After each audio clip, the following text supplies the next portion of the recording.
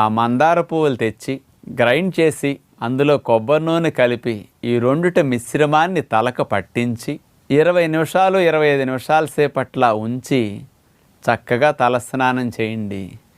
ఈ మందార పువ్వుల్లో ఉన్న మెడిసినల్ ప్రాపర్టీస్ తైలంతో కలిపి ఇట్లా మర్దన చేసి రాసేసరికి జుట్టు కుదుళ్ళకు పట్టి జుట్టు పైభాగా నుండే కలర్కి కూడా ఇట్లాంటి తైలం వల్ల మంచి గ్లోతో జుట్టు నిగనిగలాడుతూ ఇక ఊడిన జుట్టు రావటానికి జుట్టు ఊడకుండా కొంత నివారించటానికి ఈ పద్ధతి చక్కగా ఉపయోగపడుతుంది. అంటే పూర్వం రోజుల్లో అందరు ఇట్లాంటివే చేసేవారండి. ఏ మందులు కాస్త స్పెషలిస్టులు లేని రోజుల్లో అమ్మమ్మలే పెద్ద డాక్టర్లాగా ఇలాంటివన్నీ ఋషులు వాళ్ళ కొంత గురువులు ఇచ్చిన వాటిని ఉపయోగించేవారు. ఈ రోజుల్లో కొన్ని పురాతనమైన వాటిని మర్చిపోకుండా తిరిగి ఉపయోగించుకుంటారని మీ అందరికీ విజ్ఞప్తి.